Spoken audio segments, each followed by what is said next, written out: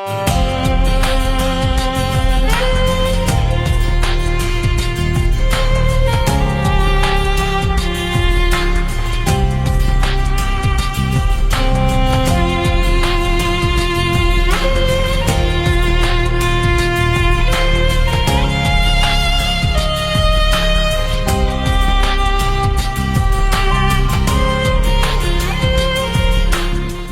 Señor esté con vosotros. Lectura del Santo Evangelio según San Marcos. En aquel tiempo los escribas que habían bajado de Jerusalén decían: «Tiene dentro a Beelzebú, expulsa a los demonios con el poder del jefe de los demonios». Él los invitó a acercarse y les hablaba en parábolas. ¿Cómo va a echar Satanás a Satanás? Un reino dividido internamente no puede subsistir. Una familia dividida no puede subsistir. Si Satanás se rebela contra sí mismo para hacerse la guerra, no puede subsistir, está perdido. Nadie puede meterse en casa de un hombre forzudo para arramblar con su ajuar, si primero no lo ata. Entonces podrá arramblar con la casa. En verdad os digo, todo se les podrá perdonar a los hombres, los pecados y cualquier blasfemia que digan. Pero el que blasfeme contra el Espíritu Santo no tendrá perdón jamás, cargará con su pecado para siempre. Se refería a los que decían que tenía dentro un espíritu inmundo. Palabra del Señor. Queridos hermanos, cuánto deseamos todos la unidad, cuánto deseamos la paz, cuánto deseamos la comunión, cuánto deseamos en definitiva poder amarnos de verdad unos a otros, en un solo corazón, los mismos sentimientos de Jesús. Es el Señor el que nos enseña hoy que una casa nos habla de la casa de Satanás, que si un reino o una casa, nos habla así en parábolas, está dividido no puede subsistir. Bueno, esto es aplicable a nuestra vida, desde el propio corazón, a la familia, a lo que es una nación, a lo que es también la Iglesia. Es necesario que encontremos la unidad. Cuando un corazón está dividido, inmediatamente se encuentra roto por dentro. De ahí también la cantidad de suicidios, de depresiones muchas veces por lo mismo, por las divisiones internas, también causadas por mil motivos externos, a veces difíciles de determinar, pero falta de unidad, de comunión, de amor. Las familias, cuántas familias rotas, cuántos hijos que están sufriendo estas separaciones, porque al final la división repercute en todos los que se ven afectados por ellos y después también en toda la sociedad. Cuántas guerras entre las naciones por divisiones y cuánta división también en la Iglesia.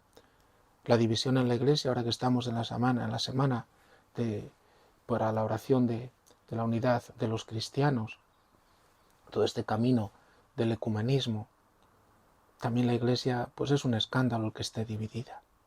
Tenemos que caminar hacia un único Señor, una única fe. Hay un único Dios. Estamos llamados a la unión, a la unidad. Si no trabajamos por la unidad de la Iglesia, inmediatamente lo que estamos trabajando es por la desunión. Mal que nos pese, estamos contra la Iglesia. La división de los cristianos afecta a toda la evangelización. Imaginaos que estamos en un país de misión y llegamos allí a predicar el Evangelio. Y aquellos que lo escuchan dicen: ¿y para qué aceptar una religión que no tiene unidad? ¿De qué Cristo me habláis? ¿De qué cabeza me habláis? ¿De qué fundamento me habláis? La Iglesia está llamada a la unidad, fundado siempre sobre la roca que Cristo ha establecido, sobre Pedro. Y hemos de trabajar por eso, por la unidad, en particular la Eucaristía, donde dice hoy la primera lectura que Jesús se ofreció una sola vez, para quitar los pecados de todos. La Eucaristía es el sacrificio de Cristo, que se renueva con toda la eficacia de su entrega. Porque al final lo que nos separa, queridos hermanos, es el pecado. Y Él se ofreció para quitar los pecados. Siempre para caminar hacia la unidad hemos de subrayar lo que nos une, no tanto lo que nos separa. Ir caminando, ir creciendo en lo que nos une. Ya el Espíritu Santo irá iluminando.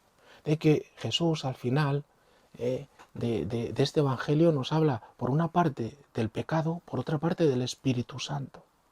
Los pecados, el egoísmo, la soberbia, el orgullo, la avaricia, es lo que al final nos separa. El querer ser más y pensar que es así, querer ser más de los demás, pensar que entonces esto que yo quiero y esto que yo pienso es lo único que prima. Los pecados nos separan, pero los pecados serán perdonados, nos dice Jesús. ¡Qué buena noticia! Todo se les podrá perdonar a los hombres, todo. Esto tiene que ser una alegría para nosotros, nos perdona el Señor. Pero hay que correr hacia este perdón. Aquí se le dice que Jesús tiene un espíritu inmundo, cualquiera se acerca a Él.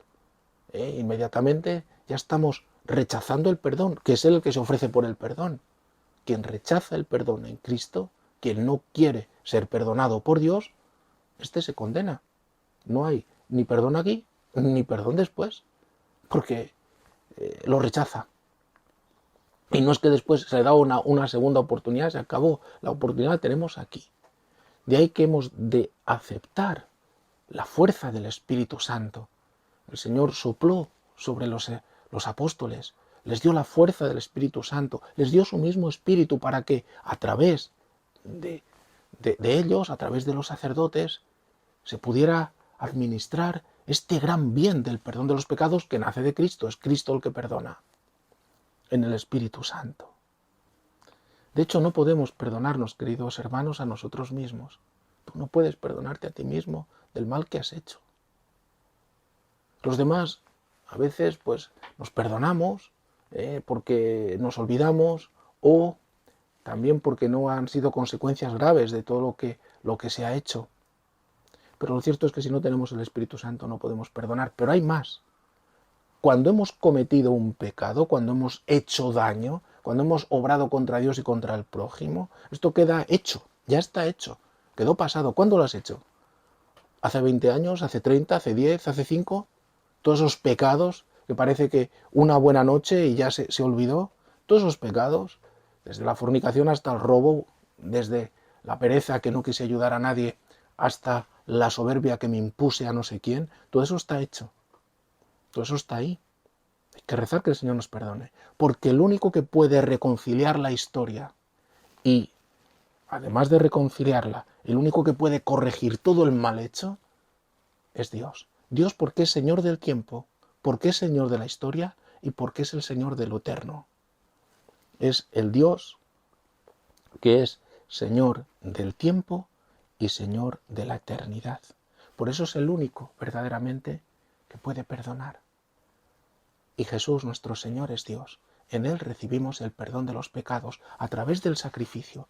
Por eso la Eucaristía es la oración suprema de toda la Iglesia. Hacia ella tenemos que caminar y tenemos que rezar también para que todos los cristianos, en este único y eterno sacrificio de nuestro Señor Jesús, podamos encontrarnos, podamos ser perdonados y en este perdón y en este amor recibido podamos caminar cada vez más hacia la plena unión de todos, en nuestro corazón, en la familia, en la sociedad y en toda la Iglesia.